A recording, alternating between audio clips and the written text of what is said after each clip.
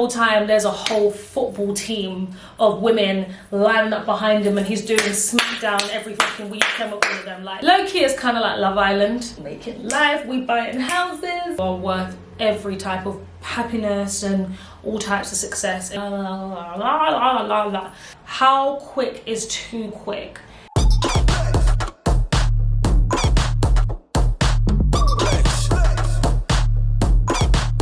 Hi guys, welcome back to my YouTube channel. So I'm getting really bad at this YouTube thing. Like, I felt like I was like on a roll with my girls talks, and then I felt like I hit a wall, took a week off, and then a week turned into 2 weeks, and now I'm doing weekly ones instead of like 2 times a week. So I'm gonna try and get back on it. I apologize for the lack of conversation, but today's video is on something that I enjoy having conversations about, and I try and talk about quite frequently with like my best friend or just guys in general to get a man's perspective on things. But today's video is on the idea of dating, getting to know someone, the talking stage, when you're seeing someone, when does it become exclusive, what does dating mean? And I feel like I've had quite a few people say that this is something they'd like me to talk about. I know I've previously made a video on my dating experiences, but this isn't about my personal experiences. This is more, well, it kind of is at the same time, but this is more talking about what dating is, and I guess how to establish when you've moved forward from each stages, if there's even stages anymore. Like, I know people that are just out here after one date wifing people, but I know people that will date someone for like 10 years. So that's a little bit long, not gonna lie. So we will get right into it. This video is gonna have a lot of confusion because I am terrible at this. Like I said in my previous dating video, dating is not my speciality. I just mind my own business and do my own thing, keep myself to myself. And that's kind of it. Okay, right. I'm gonna start with a little old-fashioned Google into the definition of dating, right? Because I think I'm getting it wrong. So I've Googled, what does dating someone mean? And this is what we have. Dating means you're going on dates.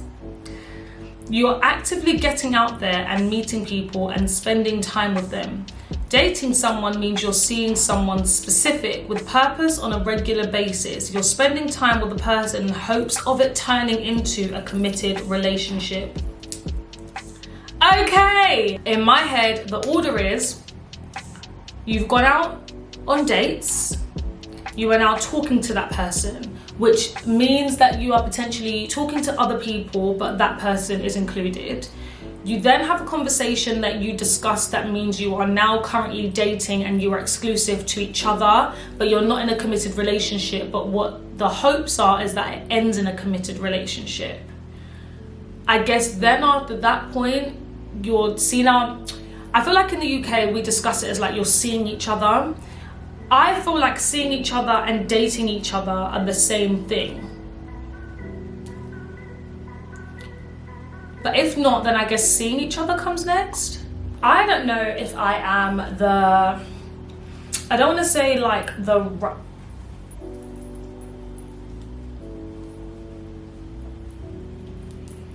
don't know if I am per se the right person for these convos, but you know we're gonna try. So what I thought I would do, instead of describing what the dating talking stage is and having loads of confusion because everyone has their own way of doing it, I thought I would do my top tips on how to go from seeing someone or dating someone, look, I'm getting all comfy, from seeing someone or dating someone into the committed relationship stage. Now, again, like I've said before, I feel as though you should be in a committed relationship once you are like dating and you've established that you're dating and there's no one else there. So why on earth it's now become like a how to get from this into this, I don't know, but we move. What do I do to go from A to B, and why doesn't he want me to go from A to B? Let me just say, disclaimer, Again, my original disclaimers that I use all the time is that I am not a psychiatrist, a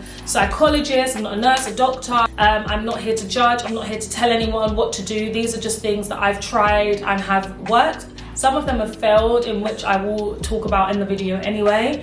But these are just things that I've either researched and found out, or I know personally and have been taught by like my mum or siblings in my life. And by siblings I mean like my best friend, my cousins, etc., because I don't have actual siblings. But yeah, so that's kind of what it is. It isn't exactly a Bible play-by-play of exactly what to do. It's not a case of this is what it is and if you do this, this is what's going to happen, because the actual reality is, sis, is that sometimes he just doesn't want to be committed to you. So I want to make that clear, like from the off. In some occasions and in some circumstances, it might not be working because he doesn't want it to work. He doesn't want a committed relationship, and the actual harshest reality is that he is just telling you what you need to hear in order to keep you there. Basically like getting wifey privileges without actually being wifed. We don't need to do that shit around here.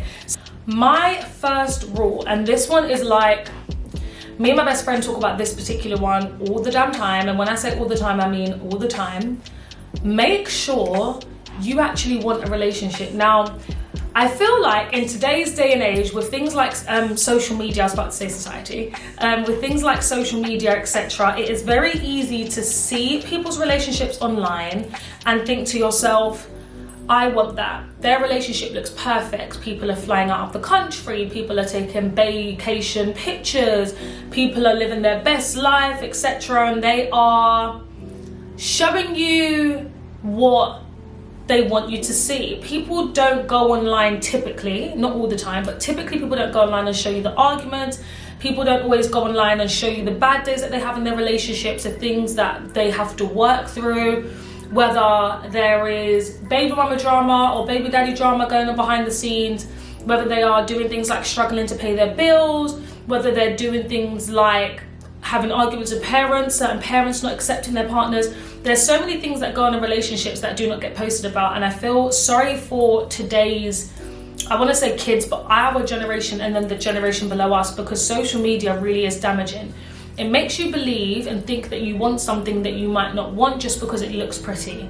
So that's why my first thing out of everything is, please make sure you actually want this. Being in a committed relationship is not fun and games. It is not like you can just hand back in and do a 14-day return. Granted, if it doesn't work, you can do a 14-day end of contract, but that ain't what we're talking about. You can't just say, I'm gonna return this to the shop, I'm over this, I've test drove it and it's not nice, I don't like it. That's not how it works. That's not what a committed relationship is. So before anything happens, make sure you are in the mental and emotional state to entertain a committed relationship. This is not the same as making sure, because I am somewhat of a believer in you have to love yourself before you can love someone else, but I'm also very much a believer in the fact of, even if you are not 100% loving of yourself in the way you should, the right person will push you to that 100%. That's just my belief too. So there's always gives and takes, but make sure emotionally and mentally you are in a space to be accepting of said love. I think it's easy for people to think like, yeah, I'm gonna have a man that's gonna wine and dine me and he's gonna do this and spoil me, but you need to be in a mindset where you are ready to accept the type of love that the universe is gonna provide you with. This one I find interesting. Now, my next point is to not talk about the what are we, the where is this going so quickly, but then on the flip side of it, how quick is too quick? It is very important in any relationship to listen to your gut instinct and what your heart is telling you. They are two different things, and if they're not aligned, always listen to your gut more than anything else. It's important because you'll know when the right time is to ask, what are we? Now, I am a strong believer in communication, and honestly, in every single video we do, no matter what it's about, we could be talking about sex toys, we could be talking about relationships. In every video I do, at some point, I talk about how important communication is. You need to have a conversation about whether you both know that you're exclusive, about whether someone is dating other people, whether other people are being entertained. And the reason I say your gut instinct is what you should listen to the most is that it's very easy to look someone in the face and say, I ain't dating nobody, just you. You're my babes and that's it. A whole time there's a whole football team of women lining up behind him and he's doing smackdown every fucking week with them. Like, nah. Don't need to be doing that. Like, don't need no guy that's running train through all these different girls because he looks good and has nice eyes. Like, no, we don't need that. I would say before you even get to the point of officially saying we're dating and you're at the stage of you've just started to get to know each other, I think another key thing when it comes to communication is to ask each other how each other communicates. Me saying, I'm someone that's quite an open communicator. If I don't like something, I'm going to tell you I don't like it and I'll explain why. I won't just say you've done this to piss me off. I'll say this pissed me off and this is why it pissed me off, and vice versa. So we knew that in terms of having a conversation, just saying like, what are we, was okay. But for some people that's really intimidating. I don't know why, it just comes with so much negative connotation, but for some people it's quite intimidating. So instead of maybe hitting him or her with the what are we's, maybe do the whole, can I just ask, do you want this to progress into something, or are you at a stage where you are unsure? Do you know if you want a relationship in your life? And if the answer is yes, do you see this eventually progressing into a relationship? I'm not saying we need to rush into one now, but I would like to know that I'm not wasting my time. This, I think, is key in a relationship. Unplugging from the outside world, social media, the friends, the family that talk, and just spend time getting to know each other. Low-key is kind of like Love Island. You're stuck with no phone. I mean, damn, you don't even know what time the bloody day is in that show. The good part about it is that you have no choice but to get to know the person that you are supposed to be liking, coupling up with, etc. Treat it like that type of thing where you put your phones down, you're not constantly on Instagram looking at their every move, but you actually have open conversation. Just hold that thought real quick. Just a quick disclaimer. Sometimes it's okay for us girls to do a little bit of research. Just a little bit of research. A little bit of research can't hurt you. A little bit of research goes a long way. Okay, proceed. And then when you are done and you've learned everything you need to know about each other, you can then decide from that point how you want to move forward. But it's definitely important to make sure you go on dates and you have moments alone. If you want to go from the we're just seeing each other to that's my man, that's hubby, that's bae, we having kids, we getting married, we making life, we buying houses, oof, all of that. If you're trying to go to that stage, it is very important that you guys find something to connect with each other on, and only each other. Now, I know some of you might find this particular point hard, but it should be very easy. Learn to be selfless. And that doesn't mean that you can't have moments where you can be selfish, but it's very important to let your selfless side come out. Learn to be attentive to his or her needs in the same way that they need to learn to be attentive to yours. Learn to have open conversation and communication. Biggest thing is to learn to compromise. This shit ain't hard. Let me tell you, this shit is not hard. It is very easy to do. It's not about how you love someone. It's about how that person wants to be loved, which brings me back to the first point of making sure you're in a mental and emotional space to receive that type of love. Very, very, very important to make sure that that is a thing that you know that it's not about what you want to do, it's about how the person wants it to be done for them and what helps them. In that same breath, you need to make sure that your partner is doing that for you. It can't just be a one-sided thing. Remember to keep being yourself and keep being transparent. Remind the person of who they fell in love with constantly.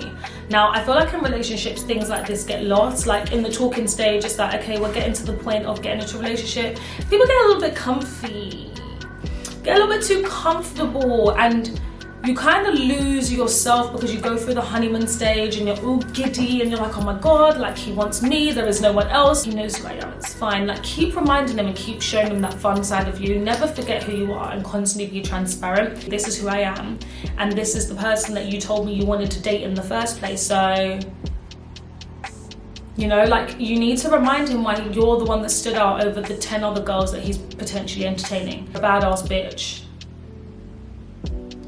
Don't let him forget who the hell you are and who the fuck you is.